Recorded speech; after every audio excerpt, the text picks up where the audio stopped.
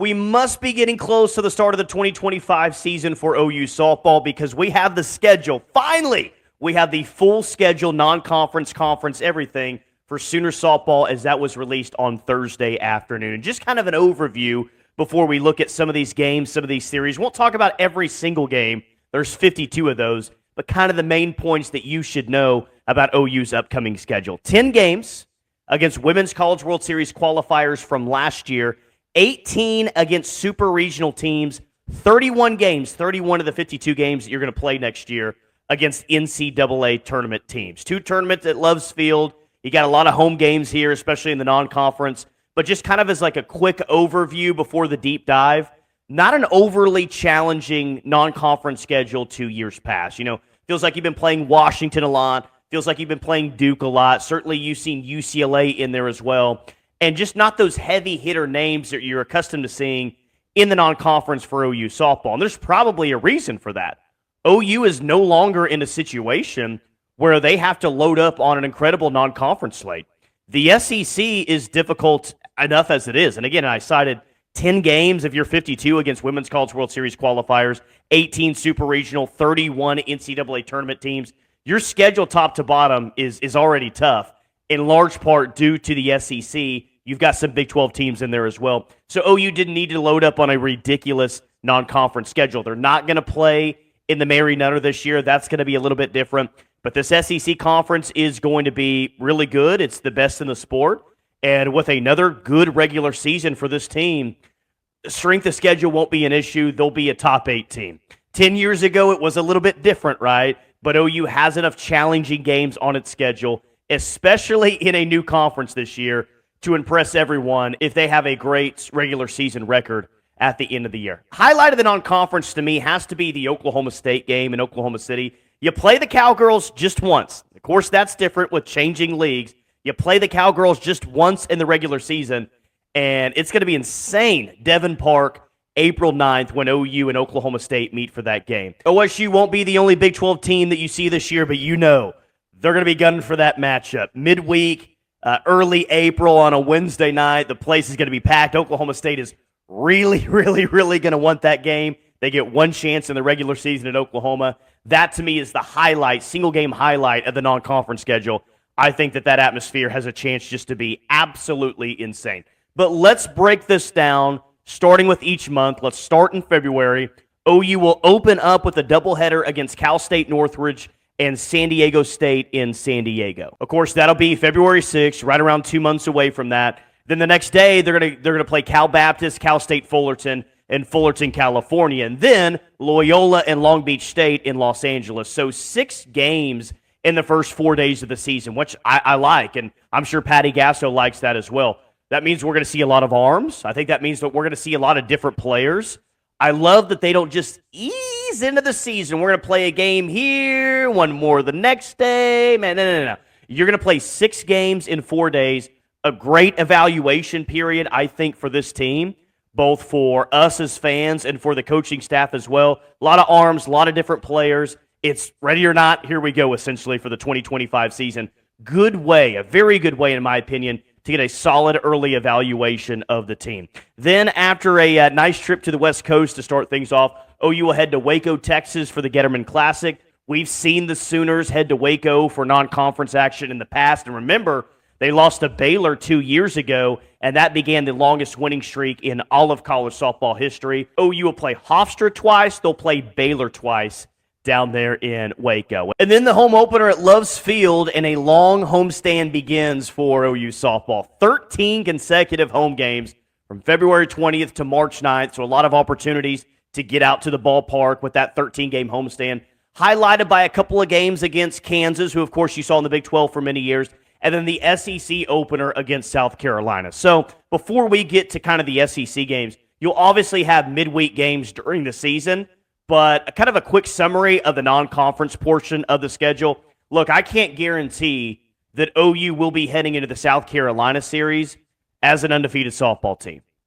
But my shock level will be at 0 if they do indeed head into the South Carolina series an undefeated softball season. They're better than all the teams that they will have played up to that point. Now, we do have to recognize it's OU, and every single team is going to bring their best against the Sooners. We know this. It's been that way for several years now. But OU will be the better team in every single game it plays for the non-conference. They take care of business. They play good softball. Don't be shocked at all if we're talking about an undefeated team heading into the opening SEC series. But as it pertains to that opening SEC series, South Carolina, they'll definitely have some pieces. They've got some holes to fill.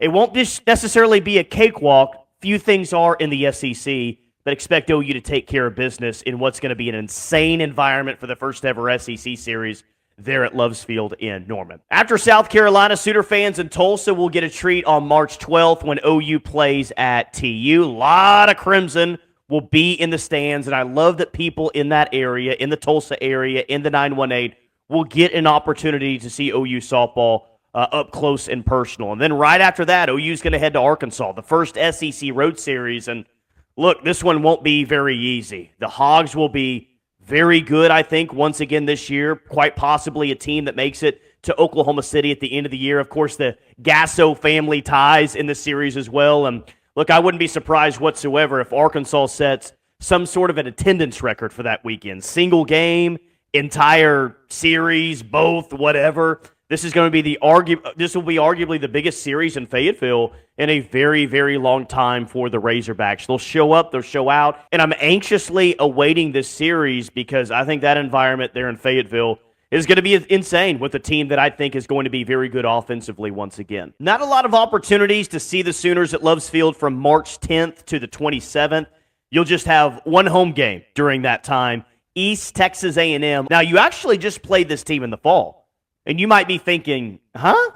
No, they didn't. I don't remember playing East Texas A&M. In the fall, I watched all the games. You actually did. OU played East Texas A&M, but they were just under a different name when you played them. Texas A&M Commerce is what the university was named when you play them.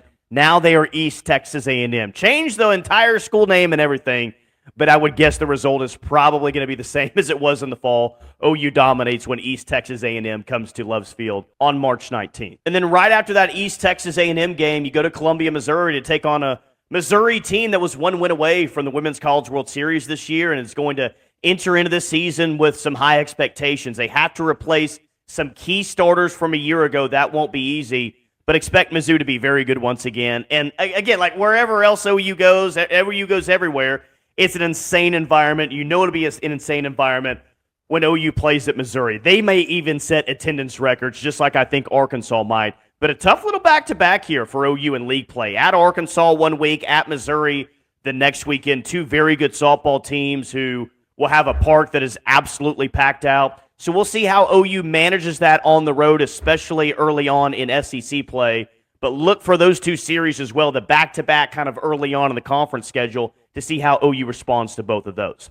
And then, of course, at the end of March, OU welcomes Tennessee to town. Super excited about this one. The reigning SEC champs come to town. Back-to-back reigning SEC champs, actually. I think Tennessee is going to be really good once again this year. This will be one of the best environments I think that we see at Loves Field all year long. It's a big-time series with a big-time opponent, some big-time players in both dugouts in this game.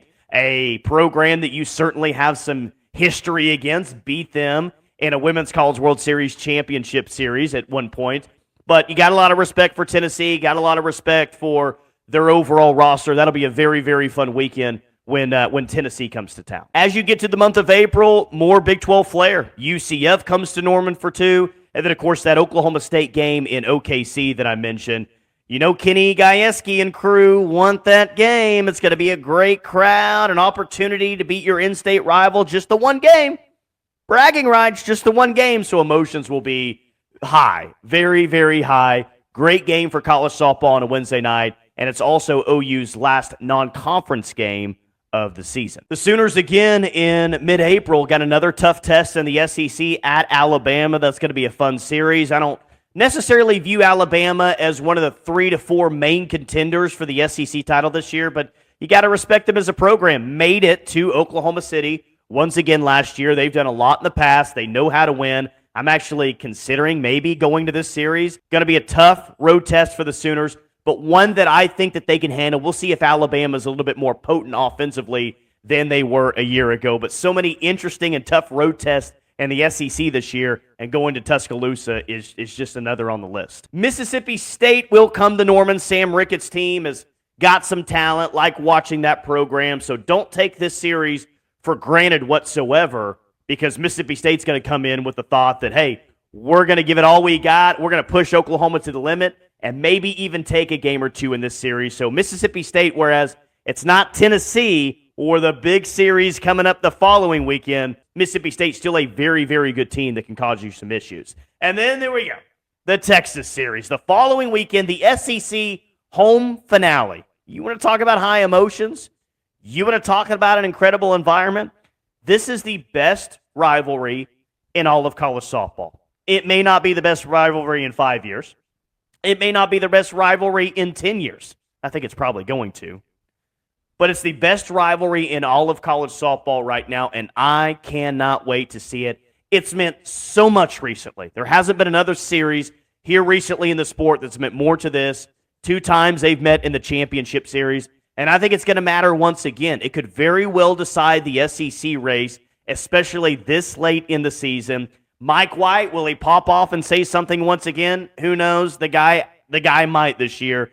But new conference, tougher conference, all of that, don't be shocked if it's still OU and Texas at the top of the SEC, and that the winner of this series in Norman eventually wins their regular season crown. And then we close things up in early May, a road series at Florida. Arguably, maybe the toughest series of the entire year for OU. I talked about the back-to-back series early in SEC play at Arkansas and at Missouri, and I think that's very interesting. That could be difficult.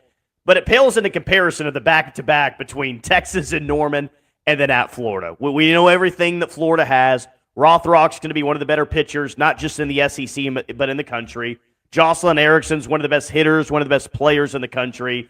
That series could very well decide who wins the SEC crown. And if OU does end up winning the conference this year, it probably means they had a great 6-game slate with Texas and Florida to round things out. Incredibly difficult.